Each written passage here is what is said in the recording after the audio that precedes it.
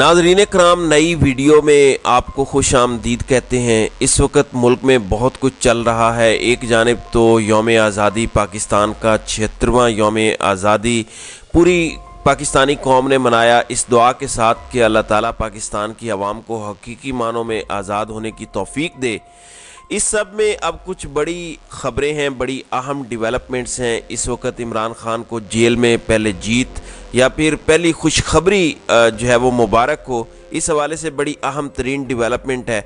और क्या इस वक्त नवाज शरीफ, फजलुर रहमान, आसिफ अली जरदारी की जेल यात्रा की राह हमवार हो चुकी है और पीडीएम को एक डेडलाइन मौसूल होने का चर्चा है। ये डिटेल्स बड़ी इंटरेस्टिंग होने जा रही हैं। कुछ दीगर अहम तरीन डेवलपमेंट्स भी हैं सारे दिन की, जो सारी पॉलिटिकल हैपनिंग्स हैं वो भी मैं आपके सामने रखूँगा। इसके साथ ही साथ आइंदा आने वाले दिनों में क्या होने वाला है, जो हमारे सोर्सेज हैं वो इस वक्त क्या क्लेम कर रहे हैं कि अंदर खाते पीडीएम के साथ क्या हाथ हुआ है और आज उनके उतरे उतरे चेहरे, उनकी बुझी बुझी सी रंगत क्या बता रही है, वो सारा फसाना भी समझने की कोशिश करते हैं। नाज़रीन कराम, आपको पता है कि इस वक्त पीटीआई के लिए कोई माफ़ी अभी तक नहीं है और ये बात याद रखिएगा कि पीडीएम के लिए मुश्किलात में इजाफे का मतलब कतन ये नहीं होगा, हरगिज़ ये नहीं होगा कि पीटीआई के लिए मुश्किलात में कमी वाक़ई होने जा रही है।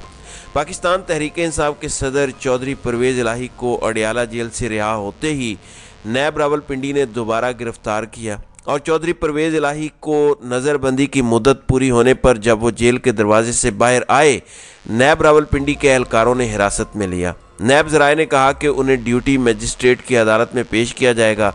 ये आमदन से ज़्यादा असासा जात का केस है और चौधरी परवेज़ इलाही का राहदारी रिमांड भी फौरी तौर पर मंजूर करवाया गया है और आज चौधरी परवेज़ इलाही को लाहौर की अदालत में पेश किया जाएगा। तो ये आप देखें, 14 अगस्त को ये सब कुछ किया गया। दूसरी जानिब निगरान वज़ीर आज़म ने अपनी ज़िम्मेदारियां संभाल ली हैं। अनवारुल काकड़ ने कल बतौर निगरान वज़ीर आज़म पाकिस्तान ओहदे का हलफ उठाया, जिसके बाद उन्हें वज़ीर आज़म हाउस में गार्ड ऑफ ऑनर दिया गया। निगरान वज़ीर आज़म ने तीनों मुसल्ह अफवाज के चाको चौबंद दस्तों से सलामी ली और गार्ड ऑफ ऑनर का मुआयना किया। निगरान वज़ीर आज़म ने वज़ारत उज़्मा की ज़िम्मेदारियाँ संभाल ली हैं। तमाम वजारतों से अहम तरीन उमूर पर ब्रीफिंग भी तलब की है। निगरान काबीना के हवाले से भी बहुत से नाम सामने आ चुके हैं। डॉक्टर हफीज़ शेख बतौर निगरान वज़ीर ख़जाना काबीना का हिस्सा बनने को तैयार हैं। चेयरमैन एप्टमा गौहर एजाज को निगरान वज़ीर इंडस्ट्रीज़ का कलमदान मिलने का इम्कान है, जबकि जलील अब्बास जिलानी निगरान वज़ीर ख़ारजा, जबकि साबिक आईजी डॉक्टर शुएब निगरान वज़ीर दाखिला के लिए फेवरेट बताए जा रहे हैं। निगरान वज़ीर कानून के लिए एहसन भून, फिर जुल्फ़कार चीमा और सरफराज बुगटी भी मुमकिन तौर पर काबीना का हिस्सा होने जा रहे हैं।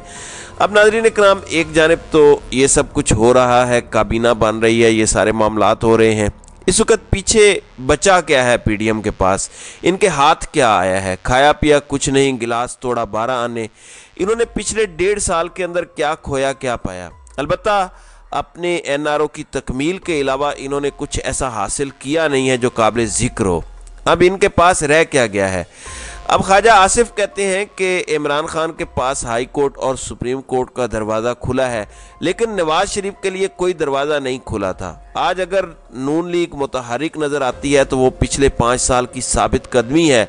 आज 1.25 साल की हुकूमत के बाद अवाम की अदालत में पेश हुए हैं। आप अवाम की अदालत में अभी पेश नहीं हुए। अवाम से इन्होंने कहा कि अवाम 9 मई के वाक़यात का बदला ले। ये अगर ख्वाजा आसिफ क्लियर कर देते कि 9 मई के वाक़यात का किससे बदला ले तो ये ज़्यादा अच्छी बात होती, क्योंकि ऐसे बोलेंगे तो कहीं इन्हीं को ही जूते न पड़ जाएं, क्योंकि इन्हीं की मिली भगत से 9 मई का वाक़या हुआ। अब नाज़रीन कराम, यही इनकी एक स्ट्रेटजी रह गई है, यही बचा है कि इस्टेब्लिशमेंट खान को रगड़ दे, पीटीआई को रगड़ा लगा दे, हम अंधों में काने राजे बन जाएं, खान के बगैर हम इलेक्शन में उतरें। जिस तरह राना सनाउल्लाह ने भी कहा था कि ये बात सर्वाइवल की है, ये बका की जंग है। अब 9 मई को इमरान खान ने जो कुछ किया उसके बाद नताइज की जिम्मेदारी भी उन्हीं पर है, ये राना सनाउल्लाह ने स्टेटमेंट दी है। इन्होंने कहा है कि जब थानेदार एक बदमाश को काबू करेगा तो सूरत हाल कुछ न कुछ कंप्रोमाइज़ तो होगी। اب یہاں پہ ایک دعویٰ ہے مجیب الرحمان شامی کی جانب سے، کیونکہ نگران وزیر اعظم کی تقریب حلف برداری کی تقریب میں انہوں نے بھی شرکت کی اور army chief general Asim Munir بھی اس تقریب میں تھے، تو انہوں نے مجیب الرحمان شامی سے سر راہ گفتگو کی اور کہا کہ قوم کو مایوس نہیں ہونے دینا چاہیے، ہمارے صحافی، سیاسی رہنما اور دیگر نامور شخصیات کو چاہیے کہ قوم کو امید دلائیں اور ان کے حوصلے بلند رکھیں۔ Army chief general Asim Munir نے اس بات پر بھی زور دیا کہ پاکستان کے پاس سب کچھ ہے، تمام وسائل موجود ہیں جن کو بروئے کار لاتے ہوئے جلد ہی مشکلات پر قابو پا لیں گے۔ ہمیں اپنے حوصلے بلند رکھتے ہوئے ملک کی ترقی کے لیے ہر ممکن کردار ادا کرنا ہے اور ہماری ترقی آئندہ نسلوں کی ترقی کی ضامن ہوگی۔ ہمیں خوف اور مایوسی پھیلانے والوں کا منفی پروپیگنڈا مسترد کرنا ہے۔ اب ایک جانب تو چیف آف آرمی سٹاف نے یہ بڑی اہم بات کی، لیکن اس تقریب میں اہم چیز یہ ہے کہ شہباز شریف جو لائم لائٹ کے شوقین ہیں، شہباز شریف کہتے ہیں کہ مجھے فخر ہے کہ میں آج بھی اسٹیبلشمنٹ کے لیے قابل قبول ہوں، ان کی آنکھ کا تارا ہوں، ان کے لیے کنسیڈریبل آپشن ہوں۔ لیکن انوار الحق کاکڑ جب سے بنے ہیں نگران وزیر اعظم، ان کا نام شہباز شریف نے ہی اپیرنٹلی فائنل کیا، لیکن اس کے بعد سے شہباز شریف کے اوسان خطا ہیں۔ شہباز شریف کا یوں لگتا ہے کہ دل ٹوٹا ہے، اور جس طرح سے زرداری صاحب کا دل ٹوٹا تھا اور ان کا بلیف ختم ہوا تھا اسٹیبلشمنٹ سے جب انہوں نے استحکام پاکستان پارٹی بنائی اور پھر پی ٹی آئی پارلیمنٹیرین، اور پھر باپ کے لوگ واپس باپ میں چلے گئے جنہوں نے پچھلے سال پیپلز پارٹی میں شمولیت اختیار کی تھی، تو جو دھچکے آصف زرداری کو لگے ہیں، پھر جے یو آئی کو جو دھچکا لگا کہ خیبر پختونخوا کی نگران کابینہ فارغ ہو گئی، وہ دھچکا اب شہباز شریف کو بھی لگا ہے۔ ایک ریالٹی چیک ملا ہے شہباز شریف کو، کیونکہ کورم پورا تھا نگران وزیر اعظم کی تقریب حلف برداری میں۔ نارملی نگران وزیر اعظم کی تقریب حلف برداری اتنی اہم نہیں ہوتی، جبکہ اس کے بالمقابل جو ایک نارمل وزیر اعظم کی تقریب حلف برداری ہوتی ہے، جو عوامی وزیر اعظم ہوتا ہے، کیونکہ وہ 5 سال کے لیے آ رہا ہوتا ہے، وہ ایک پورا مینڈیٹ لے کر آ رہا ہوتا ہے، آئین اسے امپاور کر کے بھیجتا ہے۔ نگران وزیر اعظم کی لمیٹیشنز ہوتی ہیں، لیکن یہاں پر صدر مملکت عارف علوی اس تقریب حلف برداری کے اندر سینٹر آف اٹریکشن تھے۔ اس کے بعد جو second number per centre of attraction تھے انوار الحق کاکڑ، اور پھر پہلے نمبر پہ چیف آف آرمی سٹاف تھے۔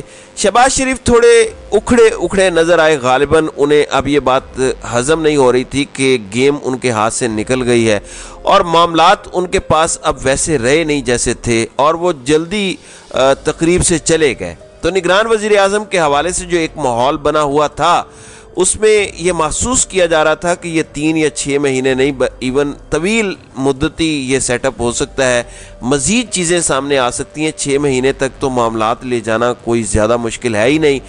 4-5 مہینے میں مردم شماری کریں، اعتراضات ہوں، عدالت میں معاملات لے کے جائیں، پھر 3 مہینے کے اندر 90 دن کے اندر اس کے بعد الیکشن کروائیں۔ لیکن امپورٹنٹ چیز یہ ہے کہ پی ڈی ایم کے اوسان خطا ہیں، لیکن سمجھ نہیں آتی، سمجھنے والے سمجھنے سے قاصر ہیں کہ کس طرح سے پی ڈی ایم کے ٹولے کے ہاتھوں سے یہ سب کچھ کروایا گیا۔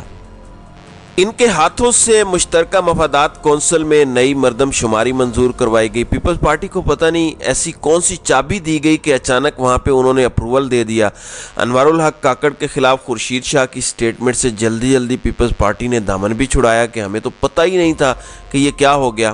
I have a lot of expectations from Kakar صاحب، اللہ تعالیٰ انہیں توفیق دے کہ وہ آئین اور قانون کے مطابق، انصاف کے مطابق اور اپنے عہدے کا جو حلف انہوں نے اٹھایا ہے اس کو نبھائیں۔ جبکہ دوسری جانب اب ایکٹیو ہونے کی بھی لوگ کوشش کریں گے دوبارہ سے نگران حکومت کے اندر۔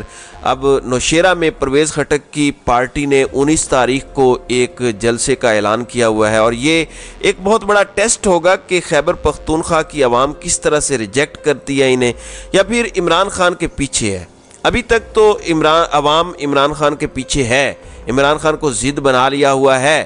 آپ صرف ایک اجازت دے دیں پاکستان کی عوام کو، ایک دن کے لیے کہیں کہ کوئی سٹیٹ مشینری ایکٹیو نہیں ہوگی، کسی کے اوپر انتقامی کارروائی نہیں ہوگی، بس 3 یہ میدان ہیں، یہاں پہ ہر پارٹی کا سپورٹر اکٹھا ہو جائے، آپ کو لگ سمجھ جائے گی۔ آپ اپنے گھر سے نکلیں کسی بھی علاقے میں، آپ پہلے 100 بندوں سے پوچھیں اور اپنا سروے کر لیں رینڈم پاکستان کے کسی کونے میں کہ وہ کس کے ساتھ کھڑا ہے، آپ کو پتہ لگ جائے گا کہ عوام کس کے ساتھ ہے۔ وہیں دوسری جانب ایک اور دعویٰ سامنے آ رہا ہے کہ کیونکہ اب ایک نظام کو ریبوٹ کیا جا رہا ہے اور ایک گریٹ شفٹ ہے بہت بڑا نظام کا جو آنے جا رہا ہے، اس حوالے سے ایکسپیکٹیشنز ہیں۔